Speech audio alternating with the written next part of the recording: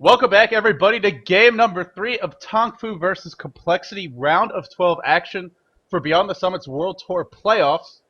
TongFu and Complexity, this is game 3. Both teams each taking one off each other, and I gotta say, both of those games were fairly one-sided, but here we are in game number 3. I've heard that this is an epic game, and, well, actually, you guys saw the replay timer, so you can probably tell that it's a long one, but it should be fantastic to watch. Lumi, are we gonna see TC's Tiny again? I don't know. I'm not sure. Given the how well he played last game, it will be a blasphemous act if TongFu does not respect Bannon. But hey, if they feel like they could beat it, I would love to see TC's Tiny one more time. So it's all good for me here. I want to say I've never seen it lose. Maybe once or twice out of like 8 to 10 games. Yes. And it's weird to say because it's Tiny. It's a good hero, but it's normally not such a high impact hero that it dominates. But it's not just TC. He gets all the hype. But it is the way they build the team around him. Pick up heroes like Chen, making sure he gets that protected farm, and setting him up for success. The lineup is just the team synergy really works out. And well, here we are in the draft. Couple of bans underway. Naga liking the big bans here from TongFu. Prophet is available, Invoker is available.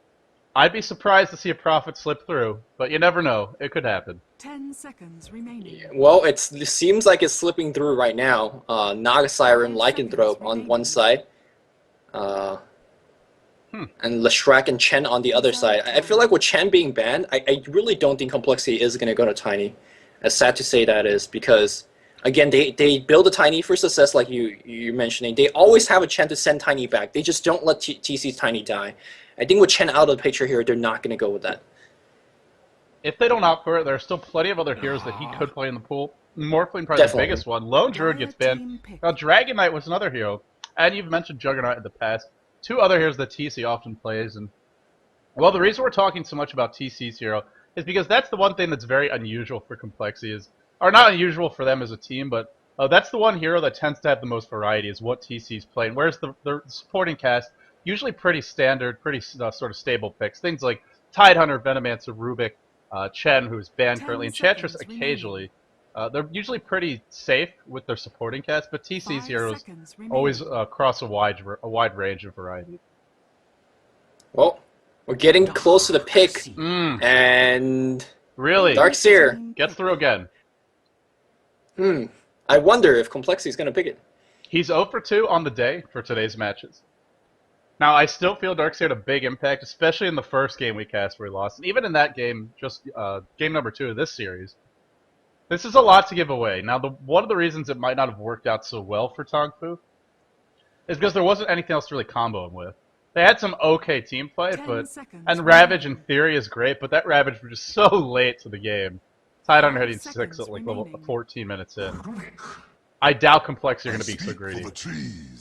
It definitely did not help that Awoke was roaming around the enemy jungle by himself trying to farm that way. He got picked off way too many times, and he never really got off as a big tanky Darkseer that we are very familiar with. But how do you feel about the draft here happening so far? Well, Prophet finally slips through, and this could be a difference maker for TongFu. Gives you some great opportunities for aggression, for pushing around the map.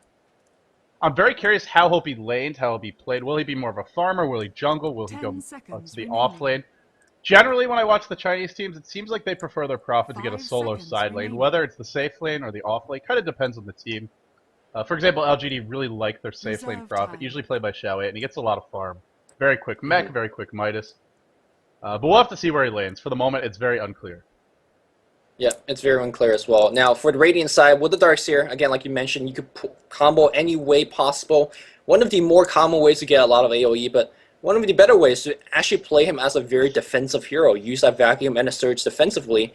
And because of having those defensive spells, you could actually just go for legit carry heroes and just go win the late game. I feel like it fits Complexity's very, very safe playstyle. And they have Invoker for now. And what would be the next one? Will we finally see a Shadow Demon Invoker combo? Its Complexity just seems to hate the Exort style. Yeah, they don't run Exort, so it's very strange. I feel the Morphling here would make a lot of sense.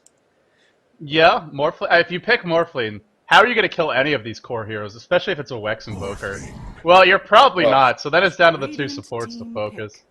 Great start for Complexity. They get a lot of heroes that are banned, and some heroes that are winning a lot of games. Darkseer, Morphling, two of the highest win rates in the entire pool, especially for heroes that are picked frequently, or when they're not banned anyway, which they usually are, especially the Darkseer. And Invoker, not too bad in his own right. Yeah. So Morphling's going to be most likely getting the bot safe lane farm, Invoker going mid, Darkseer going up top, unless they're going to do a jungle Darkseer. Some TongFu shenanigan. I don't think that's going to be the case. We're going to see a standard tri-lane, protected tri-lane Morphling, or at least a jungling Morphling. Enchantra's still in the pool, by the way. Jungling Question Morphling? is, I mean, you're getting tired, aren't you, Lou? No, I'm quite okay. We're looking at the Radiant pick, though. They're going into their time. Ooh, it's going to be Anti-Mage. Wow. This is pretty crazy. I mean, it makes sense. I mean, when Morphling was the carry hero of choice back in Dota 1 day, Anti-Mage got his rise to fame into the competitive scene as a hero by killing a whole bunch of Morphling. Just burn all the mana, blinking, pop your Manta, and drain all of Morphling's mana. He suddenly becomes a very weak hero. But you're up against a Darkseer Surge as well as a Replica. So you can actually lose a lot more mana if you're not careful about your positioning. And if they get their hands on a Shadow Demon, that's going to be potentially 4 anti-mages for the Dire. More than he could even bring to bear himself. So expect Shadow Demon to be something that TongFu have their eyes on banning. Although that being said, Complexity are not really picking it even when they have their choice of it. At least we haven't seen them doing that. Tidehunter is possibly a hero they look towards, maybe Venomancer. That would give them some great team fights, some great ganking, good laning partners for the Morphling. Or maybe something more like a Sand King for a reliable stun, but whichever direction they want to go, it will be 2 supports here for Complexity to round things out. I suppose... Oh, Enigma's the other hero that's still available. Just yeah, Enigma definitely is a hero. It fits completely well with Darkseer's Black Hole into Vacuum combo. But I just want to say, I really love the Shadow Shaman ban. It's one of the best way to actually shut down the Morphling. Just give him that quick hex to allow Anti-Mage to blink in and Manta and do his dirty work. Also a great hero overall for pushes and counter pushes. Great initiation. We've seen a lot of Chinese supports. Chinese Shadow Shaman get the Blink Dagger in to initiate against the Darkseer. Now you get rid of that option as well. I just love this ban. It shows Complexity understands TongFu to a very deep degree. Yeah, it's a very... It's really, to me, the big thing about it is what you're saying at the end there. It's just, not only is it a great way to deal with Morphling, but it's something TongFu love to run. It's really know thy enemy that we're seeing right now. And TongFu is certainly knowing theirs. So, where do these 2 teams go from here? A couple other heroes that I've been mentioning, which haven't been banned or picked, Chaos Knight and Panda. Traditional Chinese favorites. There's no real great combo for those right now. Rubik's decent, but normally he wouldn't be the dual lane partner of choice for either of those. Panda can solo as well, depending on the matchup, although it doesn't look like it'll be a good one if it's Invoker mid. So those are some options for TongFu. Tidehunter gets the ban, and speaking of smart bans, I love this one by TongFu. Complexity are addicted to Tidehunter, for better or for worse. I mean, they usually run it on Hannah, but now Hannah most likely is going to be playing Darkseer, so it means, yeah, one of the support will be running instead, and it's going to be a good old support Tide, and I think we're okay with that one, right? The semi-carry Tides is the one that generally, not exactly my cup of tea. What about you? 5 seconds. It depends. If you're up against something like a Broodmother, I think it makes a lot of sense, just because it also deals with her in lane really well. But yeah, I'm not sure a farming Tide is normally going to be too effective. There was one game a couple months back where I saw Tide with the Shiva's refresher. I think you were casting that with me. That was a way long time ago though, and it's very, very rare. Sand King is the ban here, and I like this ban quite a bit. TongFu really do need an initiation hero, and right now they're lacking in that regard. I've been talking about how. Well, I think I mentioned how Complexity want to go for generally like to go for sort of a big team fight style lineup with that hard carry, but right now, they already have much better team fight, just from Darkseer alone. Darkseer Invoker, especially you know that jeyo is going to be going for the Quaswex build, so a lot of EMP, a lot of Tornado, Deathwing Blast, Ice Wall, all of those going to be great, and I think it's going to fit perfectly. I mean, we always talk about things like Vacuum Ravage, Vacuum Black Hole, but a simple Vacuum into an Ice Wall, that's pretty good already. Like, the entire team is semi-disabled, and you could do whatever the hell you want to do. But, I mean, we both know that this game's going to go late, because the replay timer has kind of spoiled that for us. But what's your thought on Morphling versus Anti-Mage in this matchup? I kind of just talked about the one-sided affair, how Anti-Mage just pull on Morphling, but Morphling has a couple of responses against Anti-Mage as well. What do you feel about the overall late game matchup between these 2 heroes? I think God's put it best when we started cashing the International 2 East qualifiers. His point was basically it rarely comes down to the carry himself, and like you mentioned, Morphling can deal with Anti-Mage pretty well too. Replicate will burn Anti-Mage's mana. And just generally, he right-clicks hard. He's going to have high agility, so the right-clicks from Anti-Mage won't hurt him as much. But, BKB can help deal with the mana burn too. But ultimately, it comes down to that supporting cast. And right now, Complexity supporting cast is looking a bit stronger to me. The one thing Anti-Mage will really have to work with is this Nature's Prophet. Who can spread the map. They can be split-pushing nuisances all over the place. And we've seen it many times before, especially a month ago or so. Anti-Mage with a quick Battle Fury. Prophet maybe with an early mech Midas, something like that, and then they just push your towers like none other. Never allow you to find that big team fight. But in terms of actual team fight or engagements, Complexity have a much better lineup to do it right now. Yeah, for team fights, I gotta favor Complexity a little bit more. For smaller single target engagements, I think Radiant shines a little bit more. Telekinesis picks a person up in a long time in the air, right? And that's time that Anti-Mage will be right-clicking. You know Nature's Prophet's gonna get you a quick Winsu, so that's a lot more right-click. So, I mean, can you imagine Invis TP, or not Invis, just like global TP in with the Hex Gang, Anti-Mage blings out from the jungle, and suddenly that hero's dead. That's what Anti-Mage could benefit from his supporting lineup. Venomancer, again, more support, more slow. The counter push, very reminiscent of game number 1 between between IG and LGD, right? Where Venomancer was defending, turtling, allowing the Anti-Mage split push and farm up. So, yeah, you're right. I mean, Radiant's definitely building their team around Anti-Mage. So far, none of this really contributed too much to a team fight. Anti-Mage is mostly on his own devices in a team fight. Let's see if he's going to get to the Mega Man status where, everybody's just try to run from him. Oh, Mega Man status, man. I'm going to have to save that, file that one away in the memory banks. That's good stuff. Well, here we go for Complexity. It's a signature hero for them, the Beastmaster. Maybe this is going to be a jungle Darkseer played by Fluff. I'm thinking it will be. IX Mike on the Vengeful Spirit, Hannah Montana on the offlane Beastmaster, and then Invoker probably mid and Morphling safe lane. I think we are going to see that jungle Darkseer again. You thought it would be Hannah Montana. I was completely with you. But this Beastmaster throws a wrench into those plans. Or you could jungle Beastmaster. Merlini did popularize it back in this is 3-4 years ago back in pretty legit. But nowadays, I think he's a little too slow for that. Yeah, a little too slow, a little bit too fat. Although he could do a Chaos Knight, hero that we haven't seen too often, is going to be picked up here. I'm not sure whether I like Chaos Knight here. Again, Replicate Wool, free CK right clicks, Darkseer, that's going to be there as well. But I mean, it's a very, very powerful initiator, and I think that's what TongFu needs, right? Because jeyo and his team is banning out things like sansheng. They're banning out all the initiators, and they just need 8 initiator. And Chaos Knight fits the ticket pretty decently with the fact that he Reality Riffin casual Beastmaster Wars versus real Beastmaster War. Let's see who's going to take the cake on that one. Is this... Good point. Is this the right initiator, though? Chaos Knight needs a little bit of farm, needs some good levels. There's room for that, but here's my big concern is he's single target initiation, and he's a melee hero who has to be in the thick of things, and he's up against a lot of heroes that would love to punish that Beastmaster Roar, Vengeful Spirit Swap, Magic Missile, and then especially Invoker. EMP Tornado will just devastate this Chaos Knight if he doesn't get a good start. If he doesn't get a quick Soul Ring or Arcade Boots or something like that. So, I don't know, man. TongFu, to me, there's a surprisingly large amount of pressure on them to win the lanes, because I just don't see otherwise, if they don't have the advantage, how they're going to make anything happen against Complexity in the mid game. But we can talk about that more in a second. Let's introduce the players. Fluff on the Beastmaster. So it will be Fluff. Not going to be Hannah Montana like I expected. Looks like you might have been right there. TC on the Morphling. Jeyo is going Exhort. Okay. Exhort Invoker, he's got a couple of setup stuns. I actually feel it would have been better last game. But either way, he's going to go Exhort now. Hannah Montana on the Darkseer. And IX Mike will be quite far behind, but following up here on the Vengeful Spirit.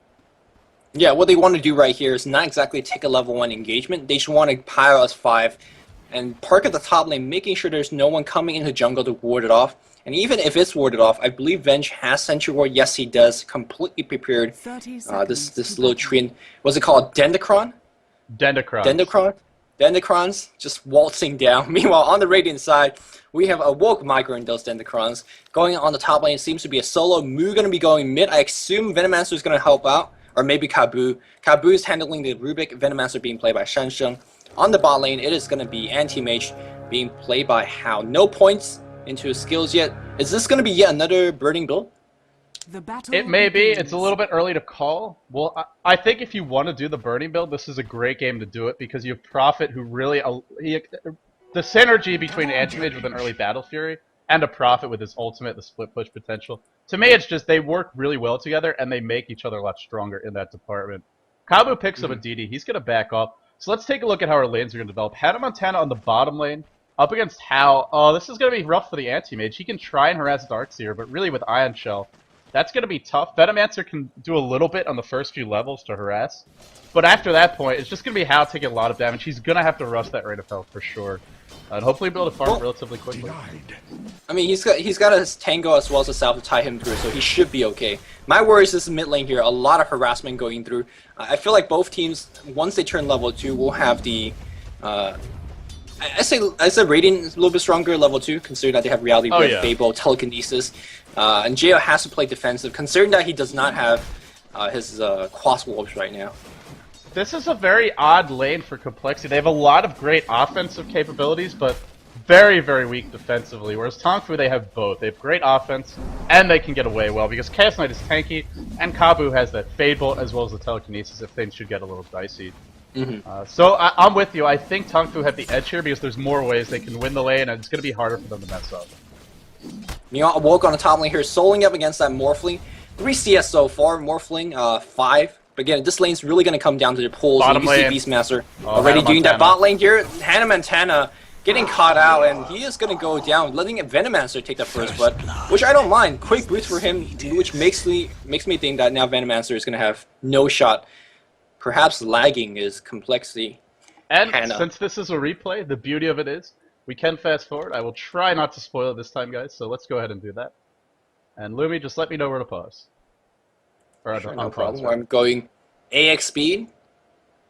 This is a very, very long replay, but it's going to be our last replay broadcast for the day. If you guys have been watching the whole day, thank you for joining us. I am paused at 1:48 at game time. Radiant's bottom tower is under attack. Okay, I am there now, so let's unpause in 3, 2, 1, go. Alright, and we are back in, so the pause avoided the beauty of replays, I'll tell you, man. It's a beautiful thing. How, even though he didn't get the first blood, 700 gold already in the bank. Compare that to TC, 500 gold. Wave is pushing in, so he might be able to make up a bit of the difference. But Anti-Mage, just a little bit easier to last hit with, I would say, in the very early laning stages. Just that attack animation a little bit more reliable than Morphling. But TC can morph into agility if he wants to do so. Awoke is being shut down, and while we're seeing Fluff playing support in the side lane, kind of unusual, but it's working out okay. He's level 2. Yeah, Fluff, always a support player. In this case, his hero not really suitable for support, but still doing a very decent job harassing those Dendacrons, although those Dendacrons perhaps providing more harass than the Beastmaster himself. He's going to be going for pulls, stacks, and whatever else. Now, here's the awkward thing about this Beastmaster support. As we see, Anti-Mage picks up yet another kill. That's going to be the second one against Hannah. This is not going well. It's not going well, and I think one of the things is that, look at that Observer Ward. You pointed out this last game. It's the same word here, and it really sees Darkseer going into that ancient camp, or not ancient, the side shop. Because a lot of people like to hide in there and, you know, leech EXP. Not when you have that ward down. Very not happen in this game, that's for damn sure. And here's the problem. He's level 1 right now. He still doesn't have Surge. If he had it, I don't think he would have died yet. We've seen a lot of other teams when they run Darkseer. Oh, I hear Sunstrike. Where is it? It's middle lane, wildly missing. 1 second stun to Jeyo. Even Prophet joins the fight. Big investment for this. Axes clear out Jeyo. Oh, he's gonna live. He might have died otherwise. Reality Rift pulls Jeyo back in. Not gonna be enough though, and now Moo is on absolute island. Cold Snap. Couple of right clicks will do the trick. Telekinesis pulling Jeyo back. Will it beat up? One of the most sloppy fights I've ever seen. Moo turns around, snipes him, and now should be able to be picked off. The boar slowing him. One more right click on I expect double kill for Moo. 4-0 already, and call it 5 in a second. Oh, can Fluff get the counter kill? He does, but at what cost, Lumi? At what cost? That Sprout 10 modded to go. 4 or 5 more auto attacks would have done it, but not quite enough. And Hannah Montana, he's still level 1. This is where we see a lot of players just go farm the small camp a few times, but he's trying to stay bottom, and he's paying for it. Well, I mean, he could try to farm the safe camp, but there's a dual lane mid, so easily he can be harassed out. If you want to go all the way back to the dire jungle, then that's what a I meant, long trip. It is.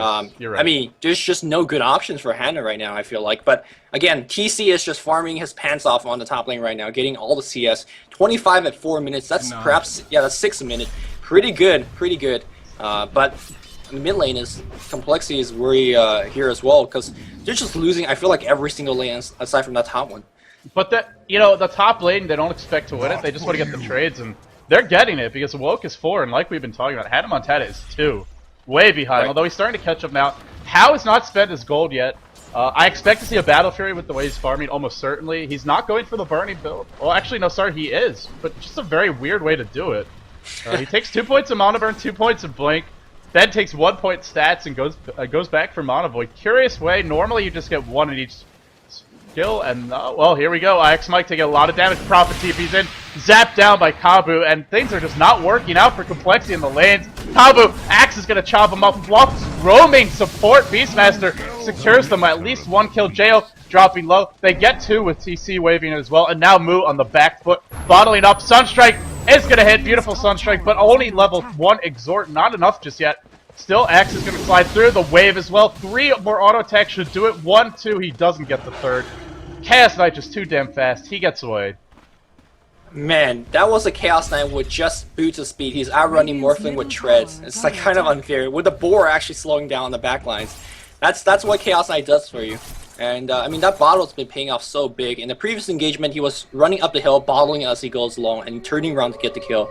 Some very, very high-level baiting being done by the Chaos Knight player.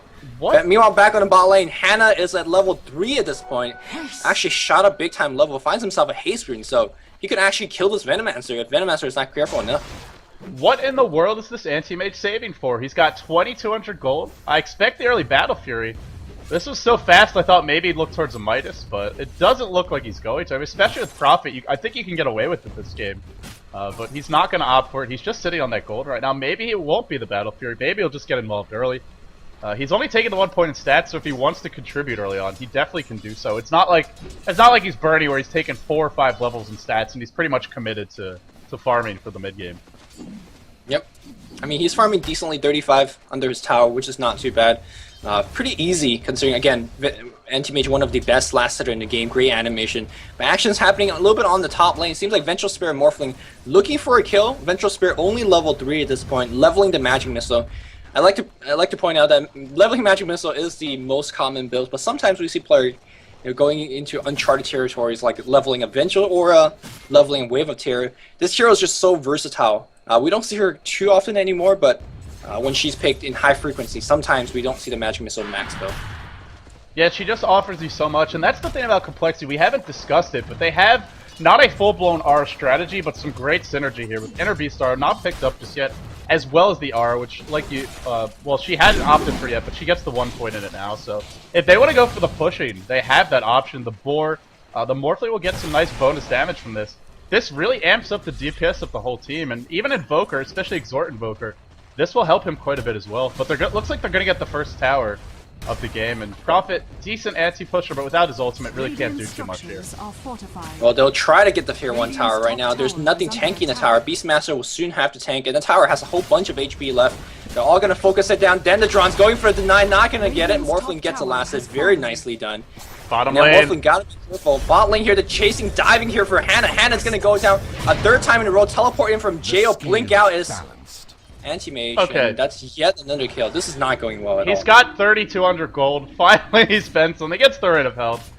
You know, could have bought it before, but just wanted to, you know, leave his options open there. Maybe for the naked Eagle Horn Rush. That might be the new metagame. Oh, DD Rude bottom lane. They won it. Denied by the ward. Beautiful deny. The micro coming out here from TongFu, but will it be enough? Mu now taking the cold snap, telekinesis, pulls him back, throws it on the high ground. Oh, huge plays onto Jeyo, caught in place lockdown. Fluff being slowed, the ward trapping. This fight's so chaotic. Oh, and then Anti-Mage brain flicks him on the high ground. The courier going for a deep sea delivery here, trying to vacuum him down. They're not able to do so. And How in absolute no man's land. No, he wants to man up Lumi. He's got the ult pulling down. No, big mistake by How. Overextends. The Claymore was the thing that was delivered. He's gonna die. Not able to blink in time. Are you kidding me, TC? Call it a triple out of nowhere. Wow. Well, it certainly helps when they're trapped on the high ground like that, doing nothing and waiting for the blink cooldown, which, by the way, since he's going for the burning build, or the quasi-burning build, haven't maxed it by then, so the cooldown is fairly high. Morphling walking back in the base very happily with Magic Wand already finished, as well as the Ghost Scepter and the Staff. he is looking for the shotgun build, and what a game to do it. I mean, if you just open a game with a 4-0-0 start, this is the time to go for a shotgun because you have your level advantage. They are going to be squishy. Venomancer, Rubik, and Prophet. These are pretty much free kills if you get them. If you get a shotgun before they get their big items. If they don't get it, if he doesn't get it fast, if he gets slowed down, it could be really ineffective though, because they have a Rubik who gives you null field to work with, and Anti-Mage, one of the heroes you want to try and deal with early so he doesn't crush you as the fight goes longer and longer. But right now, it's fast enough that I'm with you. I think it's a great choice. But it's one of these things where if he dies once or twice trying to gank, we're seeing a smoke bottom. It should be effective because nobody's grouped up for TongFu. But if it doesn't work, it could really not work. It has that potential to be kind of useless. Well, I mean, at worst, unless we see sansheng, gonna get dropped down for sure. I'm not too sure whether they even needed a Beastmaster Roar, but Invoker, Sunstrike from afar, gets that one. I mean, going back to the Ethereal Blade on TC, even if it gets it slow, at worst, it's just a get away from Anti-Mage right-click tactic. Right. Which, I mean, that's it's a great not point. bad. Well, Anti-Mage is also going for a Battle Fury, so he is going to be very squishy for the next 5 or so minutes, and that's something we haven't really talked about. He's not going for the burning builds, and one of the reasons you do that is so you have some HP to work with.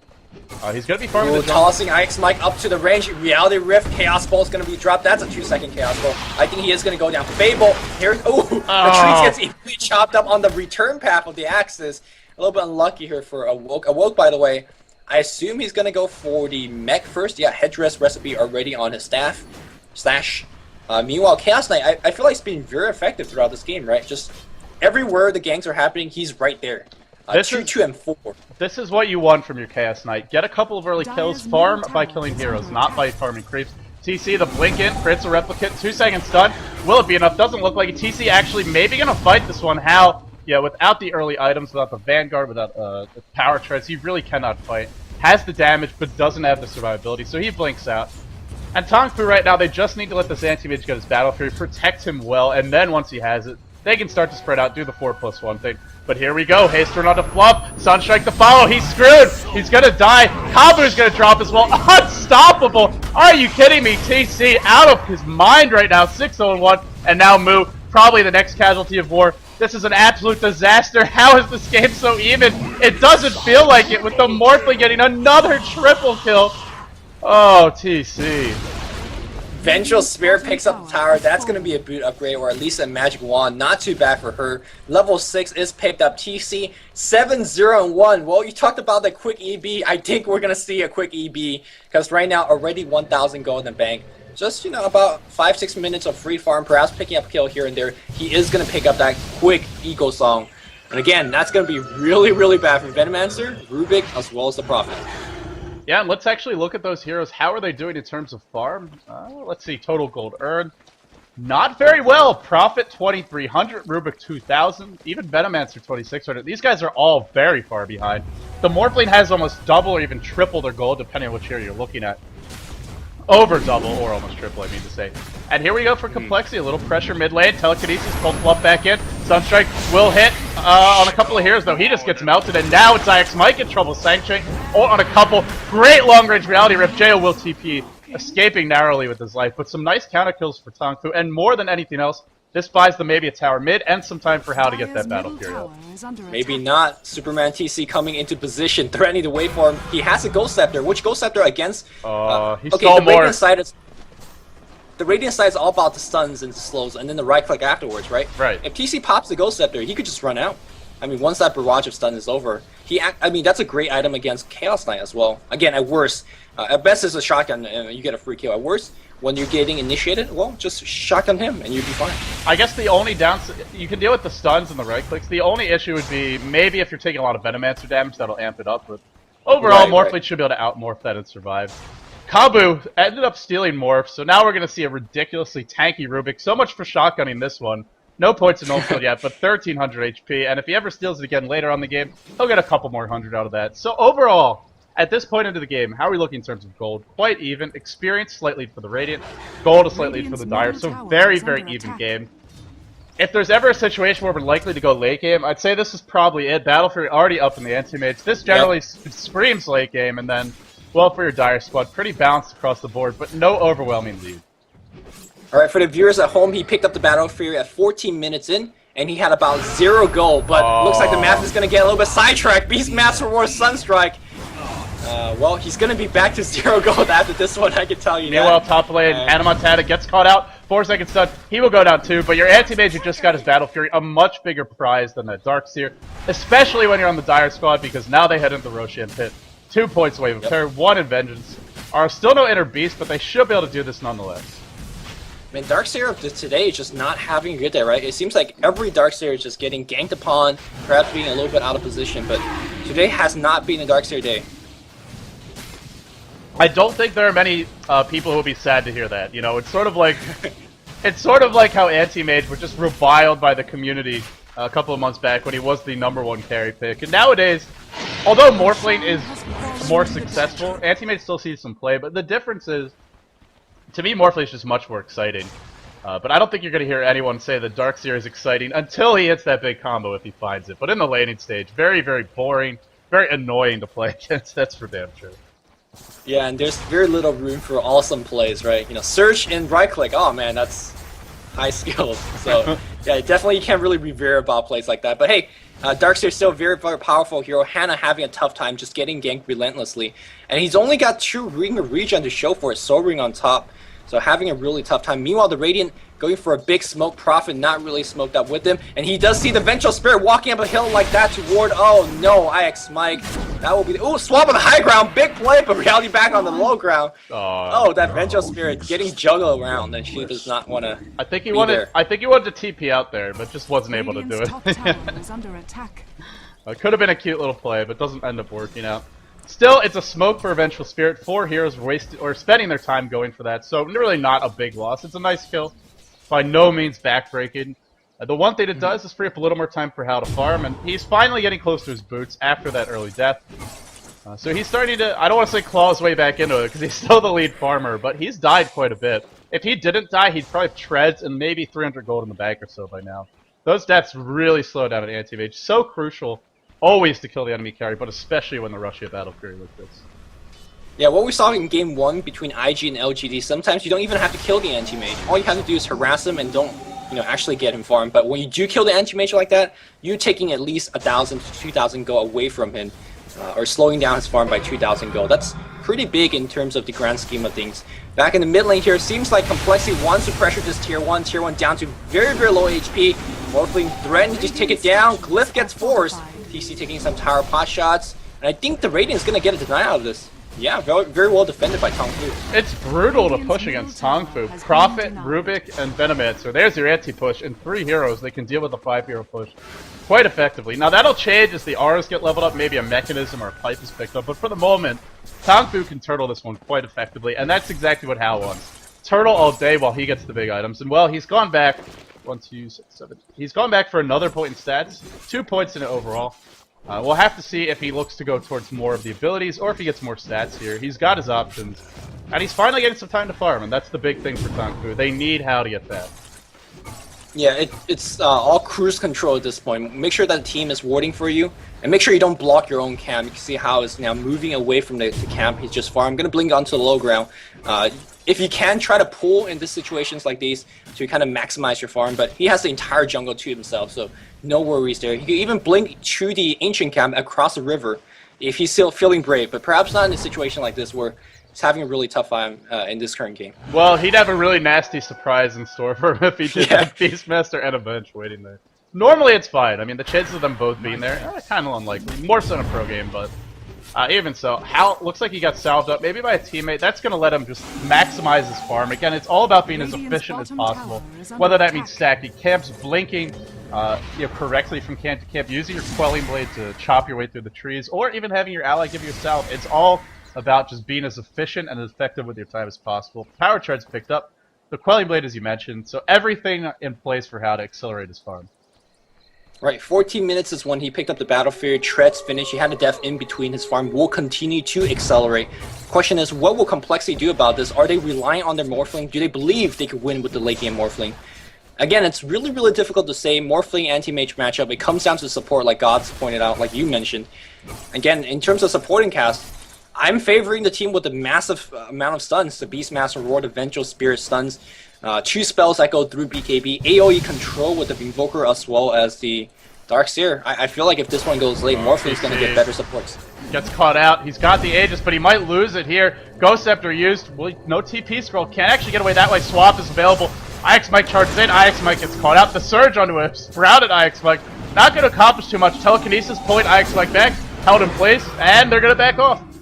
Or it looks like Hannah wants to take this fight. No, he now turns back. A lot of creep blocking. The wards are starting to make a big trap there. Dandelions and Force Spirit, everything in that low one choke. But that's what we saw from the Gold Scepter. At worst, it's just a really good escape mechanism. Morphling just popped it and kind of just walked out there, waited for the cooldown of the waveform. I like how while that was happening, Hao was just farming the lane, and then he's like, okay, I'll see you guys later, I'm gonna go TP and farm top. No interest in participating in the fight. Now, Anti-Mage with the Battlefield, yes, very squishy, but he does a lot of damage, so if you want to take a fight here or there, if you come in at the right time, you can get a lot of kills, but it's clear Hao doesn't want to play that way. He just wants to farm and get absolutely massive. Whereas for Complexity, it seems like they're a little more interested in the hero kills. CC with the Ethereal Blade almost up, that's really gonna help them. And here we go mid lane, Cold Snap on the move. Yeah, Moo trying to run out with this big horse. Will that be enough? Drums get it popped. It's a courier. Gonna get focused by TC. TC thinks better of it. Waveform on cooldown. Beastmaster Roar goes on the south side. That was an illusion. Oh no. Oh, it's such a low cooldown, so no big deal. Right, not the biggest loss. Right. Well, Hao continued to pressure. A very curious Beastmaster Roar in like the previous game where was it Hannah just roared and then backed off? Yeah, I think that was it. Top lane, though, we turn our attention to Hannah Montana. This Darkseer already having a horrible time. Probably going to go down again. One or two more right clicks. There you go. Hao gets the kill. 1,600 gold in the bank. That farm, it is an accelerating. Hao able to blink out if he needs to do so. Wants to go back in onto Jeyo. Too many cold snaps. He will be forced back. Does not want to eat the magic missile. If IX Mike is not there, then Jeyo dies as well. But with the support, he is able to live. Bottom lane, it's Fluff pressuring, getting close to Mechanism, and mid, it's TC doing his own split push thing. He has an Ethereal Blade up. He just used it pretty recently. Not sure if he used that to get a hero kill, maybe just to farm. But either way, didn't end up fighting it. Sansheng should be absolutely very careful, but I think he's prepared. Yeah, you can see that he's got Vid Booster and Magic Wand as well as the Urn of Shadow, so his HP level quite high. Let me quickly check out how all the supports are doing. Prophet's got the mech, going to be going for treads, strength treads. And I think Rubik is the only one that you can kill in theory, but look at his HP because he stole the morph earlier on. He will be taking points in no field. I don't think this shotgun will be too effective in terms of kind of ganking and killing. It will be very decent to open the team fight with because you are giving your team a little bit of extra nuke damage. Right, the nice thing about shotgun is you can sort of use it to siege your opponents. Just use the shotgun, drop them low, and then force something out, whether it's a mech, an urn charge, maybe a salve, or just a walk back to base. And that way you can soften them up, like you mentioned, and then the follow-up happens with the roar, the swap, the cold snap, or whatever that follow-up, whatever form it might take. Jeyo been farming a lot. He's got an ultimate orb, and that could be... we've talked about it before. You were talking about Shadow Shaman's Hex being really important versus Morphling, but similarly, Hex very important versus Anti-Mage. This team already has some good lockdown. A Hex will make a fantastic single-target lockdown. Yeah, and I mean, earlier, it's kind of a... interesting, going back to the minute one of this commentary, we're looking at mid lane, right? You're saying, man, Complexity, their dual lane mid has zero defensive capability. And that's definitely true at the time. I feel like once you go to the mid and late game, Radiant has zero defensive capability on the heroes. We don't see any defensive swaps or a Shadow Demon disruption. Meanwhile, Dire's got quite a bit, right? There's a 4-staff up on the team. Alex Micah always defensive swap. He's almost hitting level 11. So if Morphling ever gets caught out, he should be fine. If Anti-Mage gets caught out, what do? Mech for him? That's it. That's all the defensive capability you have. And I feel like if this game goes on, once the Hex is finished, that's going to be proving to be a very, very vital part of the Dire's initiation. You're completely right, and that's the difference between TongFu and Complexity, is the only reliable escape mechanism they have is Blink, and that's not reliable if you get caught out. Whereas for Complexity, the supporting cast can help keep you alive. So you can't just pick off the one hero and then kill him. Now, there's a mech on the Prophet. That could help, but realistically, as the game gets later, it's not going to mean too much. Here we go for Complexity. We saw TongFu smoke eggs pretty effective this last game. This time around, Hao in the front lines. Roar to start, Sunstrike to follow, and he should go down here. No! No, he's going to live! Oh, Roar stolen by Kabu! Counter Roar, and they're just going to run away. Oh, the boar slowed down. Awoke might go down. No, it looks like he should be okay. And now we turn attention to Moo, and you can see the shotgun just not doing enough just yet. Moo pretty tanky, his own right 4-staff in by Jeyo. Not really going to accomplish anything. Invis on Fluff, but reveals himself on the high ground. Sloppy team fight all around, but in the end, TongFu, that's their one other form of defense capability, is Rubik's doing a big spell, whether it's Vacuum Surge, Roar Swap. All these will be helpful, and there Kabu saving the day. Yeah, man, before even he stole the Roar, he telekinesis and tossed the Beastman back to his entire team, and that was an AoE stun in its own right, allowing Anti-Mage to blink out. That was really, really close. He dropped to red, and now he gets to survive and keep on farming. Has the Yasha, getting close to that ultimate orb, but he is going to find it extremely quickly. Continue to farm. You can notice that he's leaving his treads onto strength. Just really worried about survivability. You can see that every point of HP does matter, especially that earlier engagement, cutting it really close. Oh, they start on TC. Not sure this is the correct target. Venomancer ult to follow the shotgun on the sansheng. The mech keeps him alive. The Sunstrike will finish him off. Too much burst damage, but IX Mike caught between trees and a bunch of Chaos Knights. Angry Horse gonna pick him off, and will there be a chase? No, gets fogged, not able to continue that chase. TongFu defend the tower, trade 1 for 1 on the supports, but more importantly, they do it with 4. Hal farming up in the top lane. And you said, you know, Anti-Mage just needs time to farm, just needs time to get fat. He's getting that time. Level 16, getting close to a Manta style, and that farm is only going to accelerate from here on out. Right now, instead of playing Dota 2, you play the Equilibrium game, and you're always gonna lose the Equilibrium game because there's a there's an Anti-Mage and there's a Prophet. We talked about how those two synergize very much so by you know, pushing all over the place. And until you kill both of them, or one of them, and stop that push, you are just going to have an absolutely rough time. The most important thing for the Dire team right now is to finish that Hex on Invoker and just go for ganks. Because again, if you're playing Creepilium Beam against Anti-Mage and Prophet, it's not going to be a fun one. Yep, I'm with you there. There's really not a whole lot more to add to that. TC, 2200 gold in the bank. Roshan is back up, and well, if you want to go for Roshan, the creep equilibrium becomes very important. They're already maneuvering for it, placing down some wards as well as a sentry, just to try and spot any sort of smoke gank, any kind of aggression into the pit from Hao. Look at how efficient Hao is, eating his way through the trees, not even wasting a blink, instantly clearing out the next camp, and now moving on to the bottom lane. It looks like they're not going to contest this. Roshan's dropping in the blink of an eye. Some minus armor from IX Mike, very effective, and the Aegis picked up on TC again. TC now can be very aggressive for the next 10 minutes or so. I wonder if the Radiant feels just like they can't actually take the fight, or were they just oblivious to the fact? I assume they feel like they can't take the fight. Pretty hard to take it. They have a pipe up, they have a mech as well, and then you're fighting in the pit versus Darkseer, so I personally don't think they could. Maybe if they get a good pick off, but Complexity had the wards up, so the chance of fighting that are pretty small. Oh, Anti-Mage adds Manta Style to his inventory, continue blinks up to murder more and more creeps, already up to about 220. Very, very high amount. We're only 27 minutes in, and is Morphling keeping up? That's the question. Morphling's only got 150, although his team's got a little bit more towers. He's got more kills, and definitely they got the Roshan and the Aegis, so I think he ended up keeping up. Yeah, Morphling only leading by, or excuse me, Anti-Mage only leading by 2,000 gold, which at this point in the game, not too much. Hannah gets caught out, and look at him! Hannah just a slow reaction and immediately blink, Manta, Void, no chance. Yeah, I actually missed that one on the camera, so I'm glad that you caught it, but just too much burst damage for Hal. Anti-Mage can be an assassin in this way, just blink in, drop the Manta, and then the ult to follow. And Darkseer's high mana pool, being intelligence here, are definitely working against them there. They get the top tower, and this is what TongFu want to do. They will happily trade, they'll try and stall your push, but I doubt they're going to commit to the fight, although they do a bit. Gale on 2 4-second stun. Ice Ball used defensively, but really if I'm TongFu, I don't fight this. I back the hell off, let the Anti-Mage push, and it looks like they will be doing exactly that. I mean, in theory, they traded a tier 2 for tier 2. Anti-Mage was able to last hit the tower as well as get a Darkseer kill. Tier 3 suffering big amount of damage. It wasn't the biggest advantage that TongFu just got, but an advantage nonetheless. Now up to 2,000 gold. I think Vlad's perhaps is the next item here, or you just go for big items at this point. Butterfly, MKB. Forget the cutesy Vlads. Here we go. You okay there? Oh yeah, sorry, my cat was acting up. Tower gets denied mid by Jeyo, and the TP in from Prophet will be cancelled. Not actually going to commit to it. For the moment, though, it's the farm game, and really, you'd think this should favor TongFu. If they get up enough items, eventually the Anti-Mage and the Prophet together, I think, can just find the pickoffs, spread the map, and get the towers that way. But it's still complexity with the massive team fight. So both teams have a very different style that they want to use to try and win this game, but I would say they're both equally capable of doing so at this point. Definitely. Yeah, I saw Anti-Mage walking in a side shop right now, and I was thinking, what is he going to buy? What's he going to buy? And he trolled me a little bit. He just stood there. and hung out there. I'm still very curious of how's next item choice. Again, my predictions, Vlad's definitely could be a late game item like a butterfly.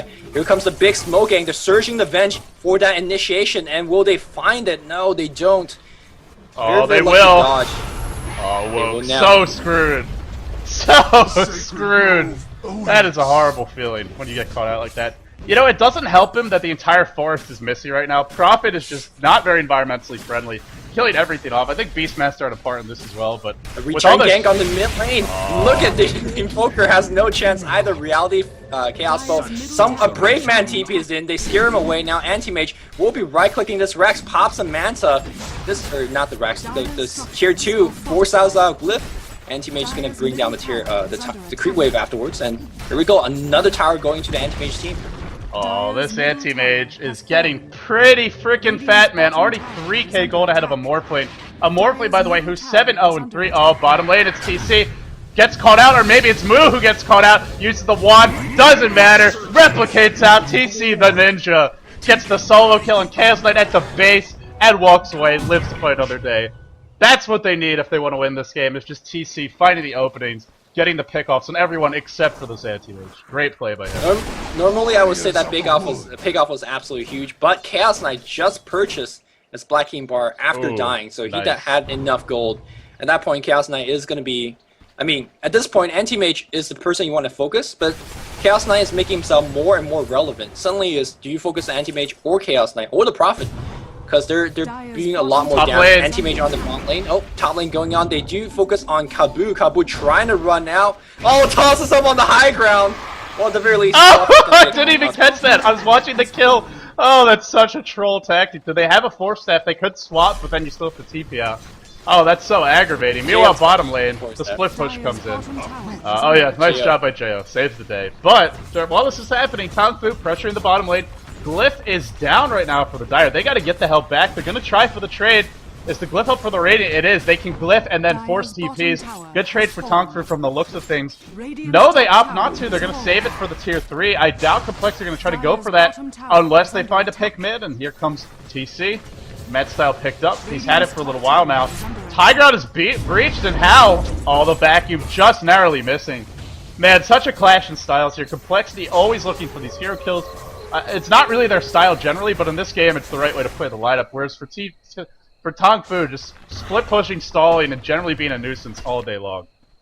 Yeah, both teams have been trading towers, split push versus split push. And looks like TongFu is going to deny their tier 2 tower, not going to give way to go. Alright, the map is devoid of exterior towers. We're 17 to 15. In terms of farm-wise, we have Anti-Mage leading the way, out-farming the Morphling about by 3,000 gold. Which, again, doesn't mean too much in this stage of the game. It's really hard to say who has the advantage. And again, I think it's time to really closely examine the supporting cast of both carries. Yeah, the great point. Let's do that right now. BKB up on Chaos Knight. That's a big pickup versus an Ethereal Blade Morphling. It means, sure, Morphling can avoid your auto attacks with his Ethereal Blade, but he won't be able to pick you off instantly unless the Roar or the Swap, the Magic Missile, come in to initiate. And that could be a concern here. Is Complexity, just the abilities they have, so much better for initiating than TongFu overall.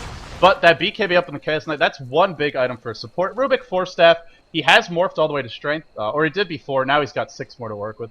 Pretty tanky, but I still feel he can be burst down, especially with all their chain stuns. Prophet, as well as Venomancer. Venomancer's huge. Pipe, as well as Vitality Booster picked up. I gotta say, overall, TongFu supports are looking pretty good. But I just think they need another layer of items to deal with all the burst damage and all the initiation from Complexity. Yeah, right now, the single target initiation, Beastmaster Roar, Venge Swap, Magic Missile, they're just absolutely too strong for the Radiant to handle. I think TongFu, if they want to take a fight, it has to be in their own base, and they have to have buyback ready to trade quite evenly. They have to perhaps eat those stuns, buyback, and come back and kill. I'm not too sure whether they could just outstun the enemy team. I really don't think so, because, again, looking at the stuns on the Radiant side, there is just a Chaos Bolt and a Telekinesis. Right. That's it. There's no Hex on the Prophet, who opted for a mech, went back for a Midas, completed the power treads, and now goes for an Aghanims.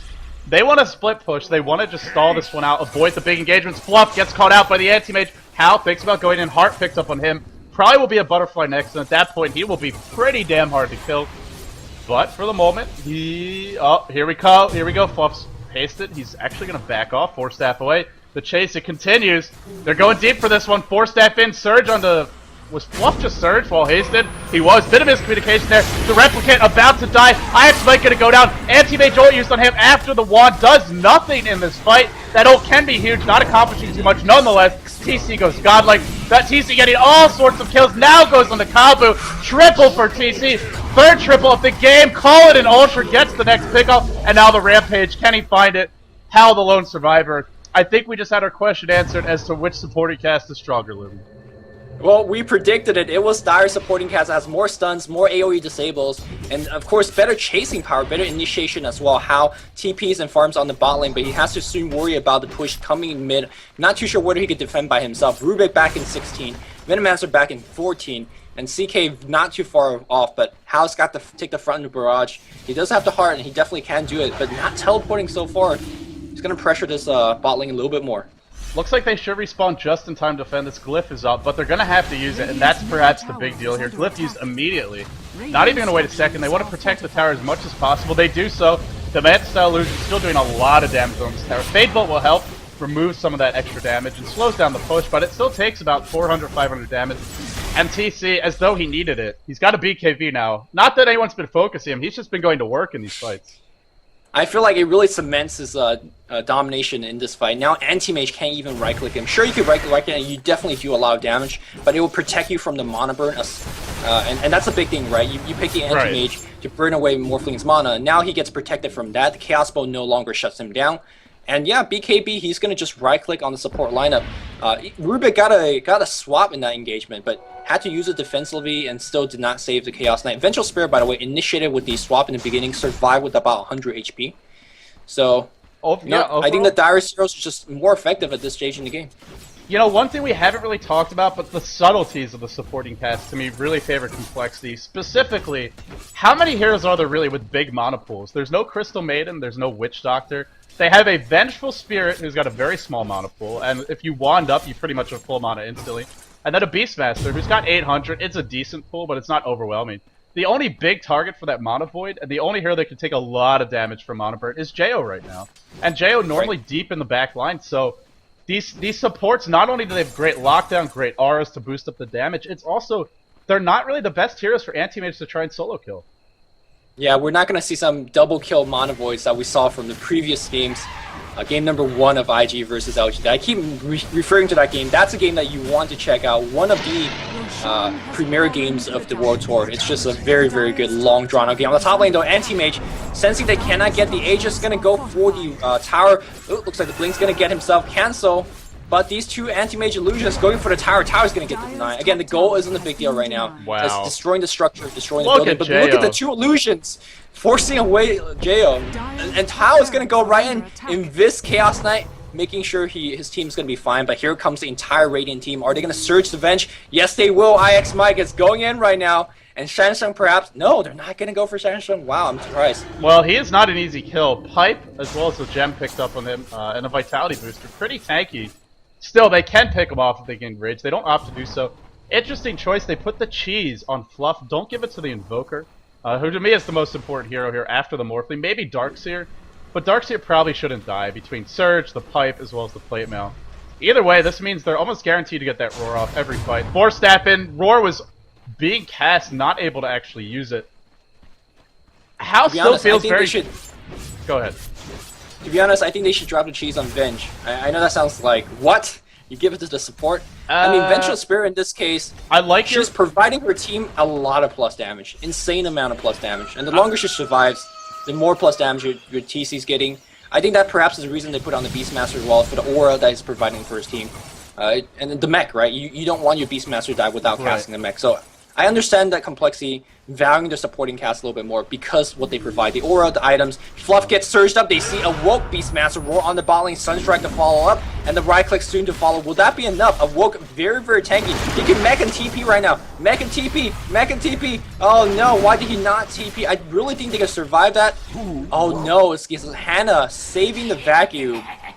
Yeah, I was about to say the vacuum is available, but still you can try and TP force it out to see if you get away. Gale is going to miss sansheng. Maybe a little bit too deep here, but Kabu as well as Mu in support. Vacuumed into the wall. Poison Nova on 3. Will it be enough damage? The pipe is used. fluffnstuff. So survival. The cheese. He pops it. And now all that initiation almost completely wasted. Mu with the BKB. Where is How? He's raxing them. He's getting the rax by himself. It will go down. Only Hannah Montana to protect that. Or excuse me, the band's being played by Ix Mike. Not enough. Hannah Montana caught up by the Sprout. Count on plays. Telekinesis pulls him back. 3 kills and a rax. Going the way of TongFu. The Aegis popped. He'll come back to life. Where did he die, actually? Where did he lose the Aegis? That was bottom, right?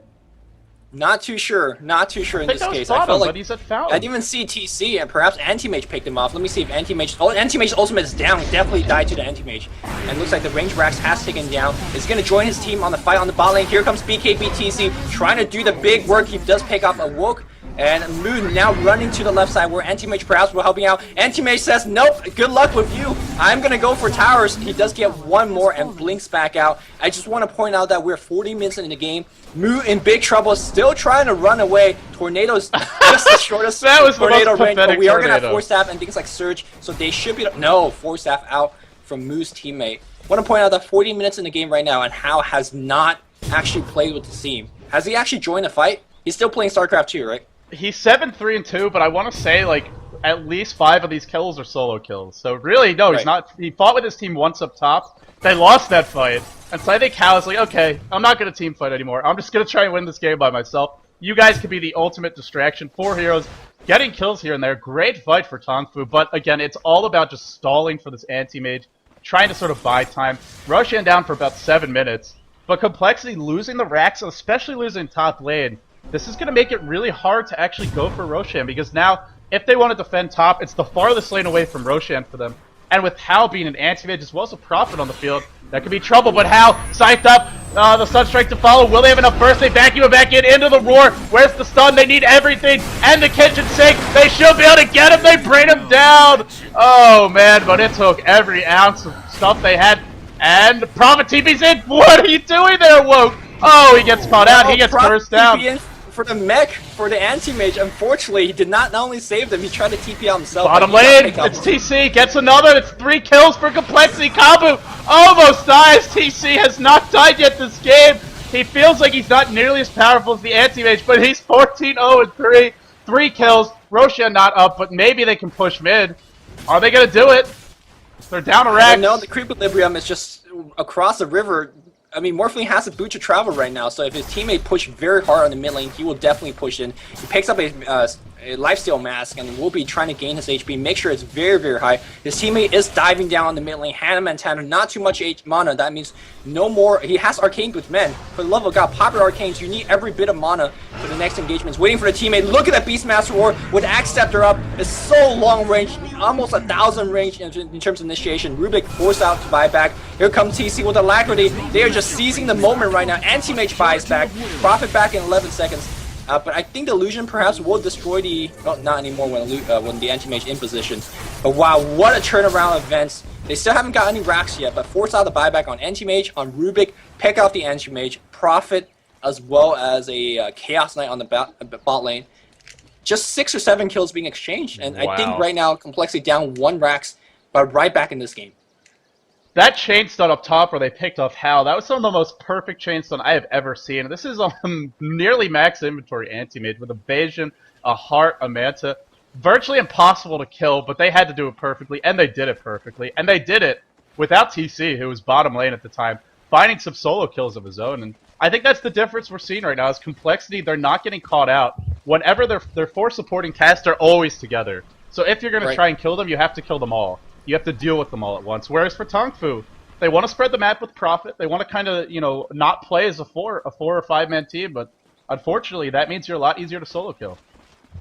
Again, it just shows you that the dire supports are a little bit more useful. That's 4 quote-unquote non-carry heroes fighting against a fully decked out anti-mage, and then still killing the anti-mage. I just don't think right now Radiant could send 4 supports against that Morphling and achieve the same goal. So it's just a different level of support that the carriers are getting. Hal's gonna lead the charge.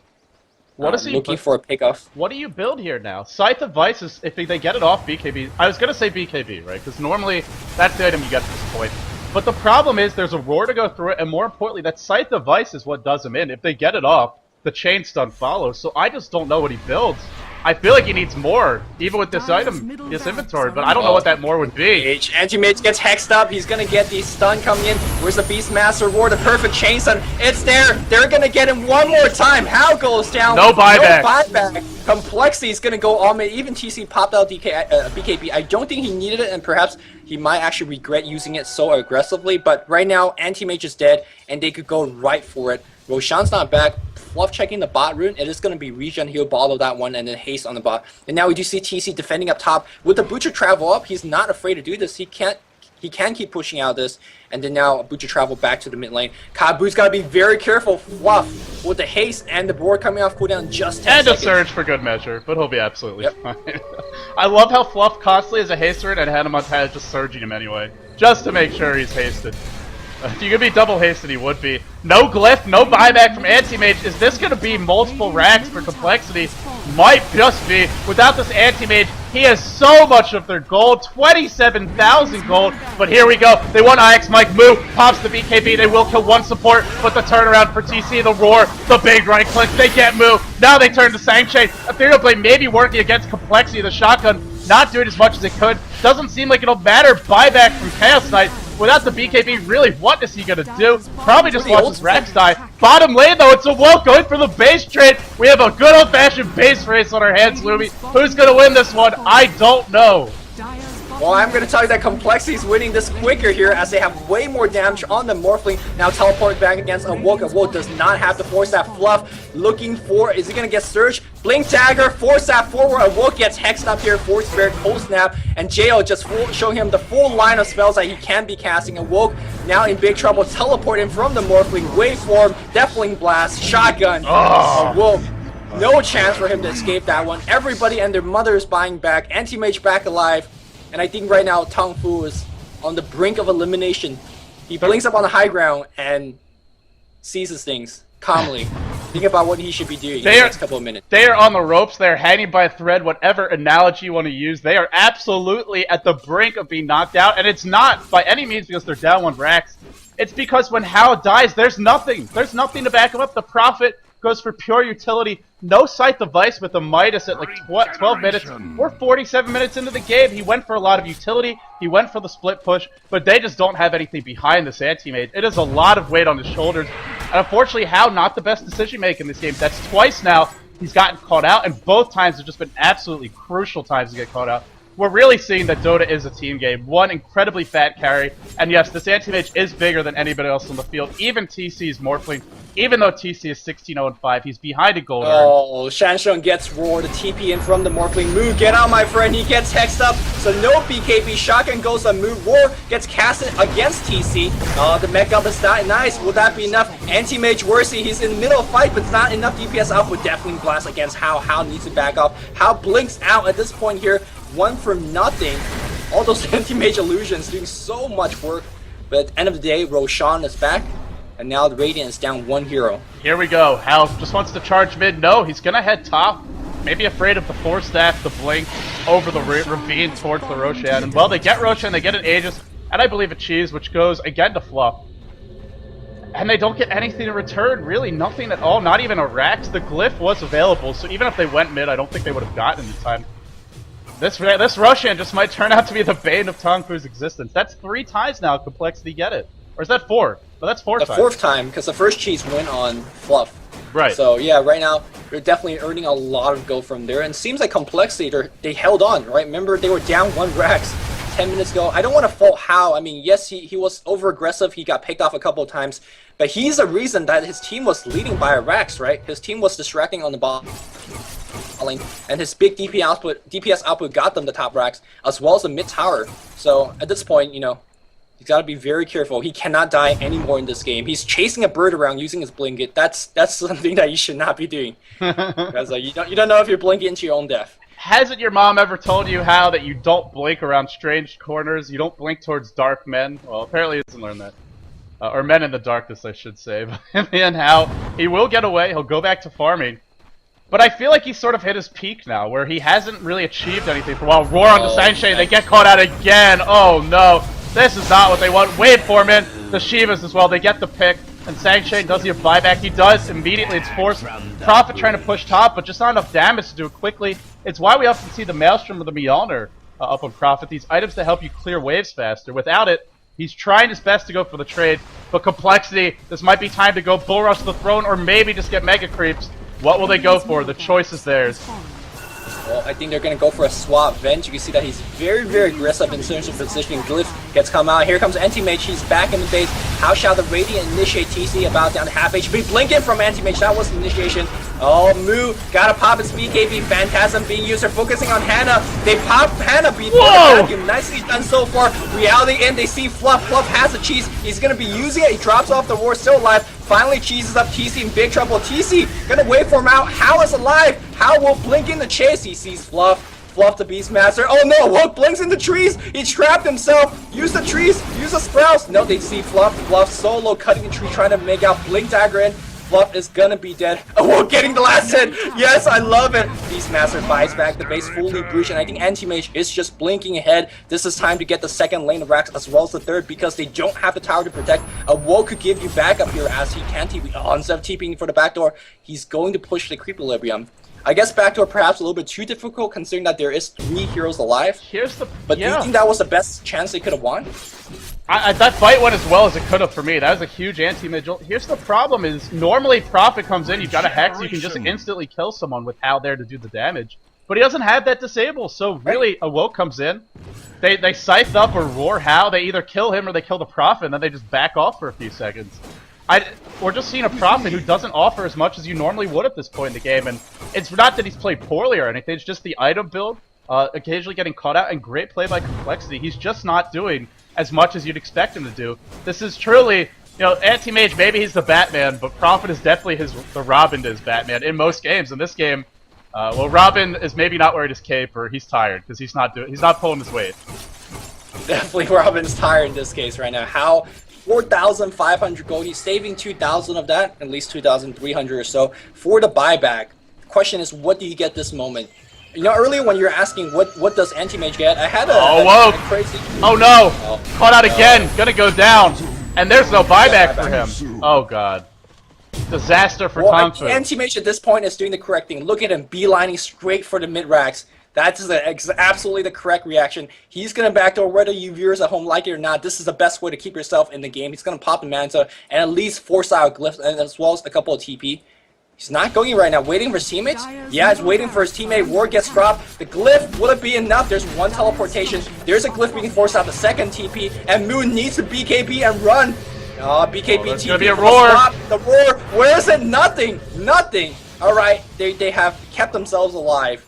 And that was the perfect decision making here from TongFu. You know, something we haven't talked about, Lumi, or at least I think you mentioned it briefly, but we haven't really discussed it, is the initiation range for Complexity has already been so good, but with Fluff having this Aghanim, he was like behind the racks, and he still almost got Chaos Knight down way past the Complexity symbol. That range, it just makes it so hard to not get caught.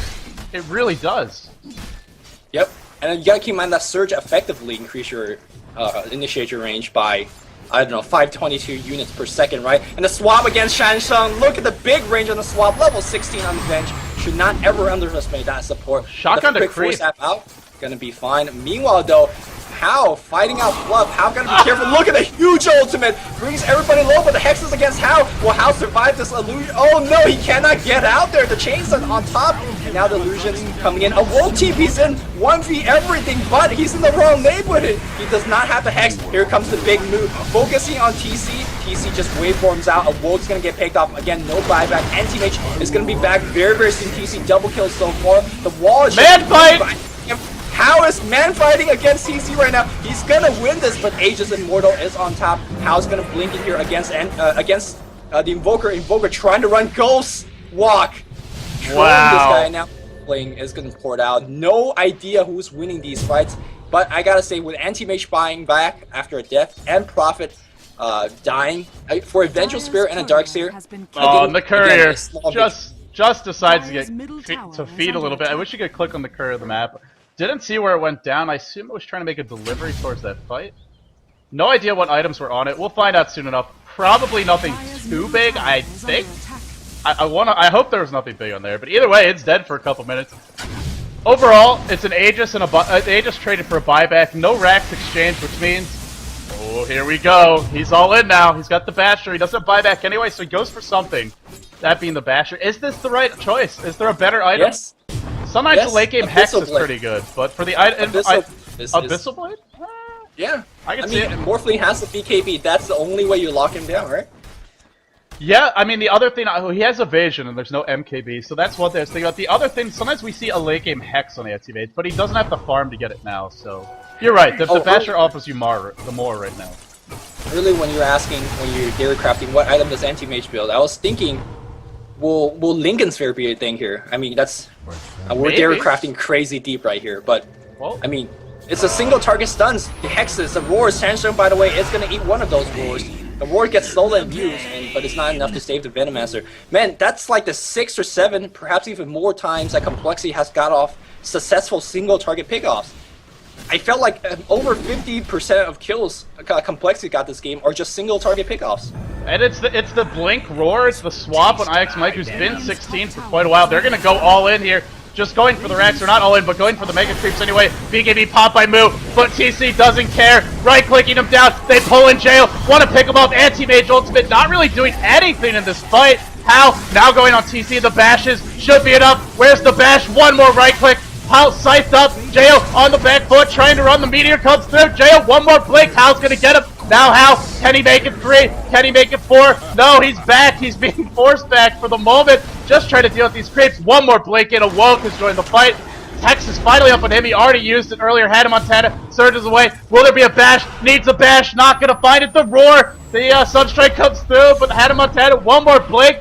Are they going to continue to chase the scythe? Up, counter Roar! Kabu changes the Roar! He's right-clicking in right now. Hannah, very low pops. The Shiva still alive. The Anti-Mage solutions will be brought down. Anti-Mage blinks right in. He's looking for the kill. He's not going to find it. Hannah still sticking around with no HP, no mana. The Hex is against Hal. Hal's done. He has no buyback. TC now on full offense. He sees sansheng force that from Jeyo. Jeyo, look at that attack speed going right now. Oh man, they're just exterminating that snake. Oh, nice sprout here against TC. Oh, Sunstrike doesn't get him. Awoke doing it, but Awoke trying to TP out shotgun vacuum. TC and his team, they all the don't win this replicant fight. Sansheng is screwed. There's a replicant following him. Morphling can join this fight at any time. Is he going to? No, maybe not paying attention to it or not caring about it. Looks like someone had to go back. That beat IX Mike. They're just gonna go for the throne now. They're not gonna defend it, and there's no glyph. There's no anti-mage. This is the end for TongFu. It was a good run, but Complexity, they're gonna do it. GG! Wow, what a game 3. What a game 3. My throat is absolutely shot. I think this is a very, very fitting end of today's broadcast. The winner of this series, which is Complexity, will go on to face CLG. So a little nice North America versus European action. This is going to be in the semifinals, right? Semifinals. Yeah, do we have any round of... We have one round of 8 match left. That is Mouse Sports facing off against eHome. That is scheduled for the 14th. So tomorrow we have a day off. No matches tomorrow. Right. And then the following day... Sorry. Not for the semifinals. Quarterfinals. CLG versus Complexity. Sorry about that one. No problem. That's a round of 8 match. CLG versus Complexity scheduled right now for 15 CEST. So look forward to that. It will be a good old-fashioned Western match. CLG... looking very, very strong, especially in our tournament. They have just been so powerful. They did lose to bottom in the defense, but overall, very impressive team as of late. Can Complexity keep the dream alive, or will the Americans finally be knocked off? We'll have to wait and find out. But for today, that's going to do it for our broadcast. Everybody, thank you for tuning in. If you missed any of the games, go to dotacommentaries.com. We have a brand new website. Click on World Tour. You will see wonderful brackets. Those will be updated shortly with the results of today's matches. And then you can also click on the matches to find your VODs, which will be uploaded. The first series, I believe, to Luminous's channel, youtube.com/LuminousInverse. The second one, most likely, that being TongFu vs. Complexity, most likely going to mine, youtube.com/LDdota. But wherever those matches get uploaded, you can find all the links in one place, dotacommentaries.com for that. It's pretty much the place to go for the schedule, too. So I think that's going to do it for today, Lumi. And, well, like you said, my throat's damn shot, too. But it's a good time to have a break. Alright, looks like Lumi's left the call for the day. So guys, thanks for tuning in. We will see you all not tomorrow, but we will see you on August 12th at 15 CST COG versus Complexity, round of 8 action come your way.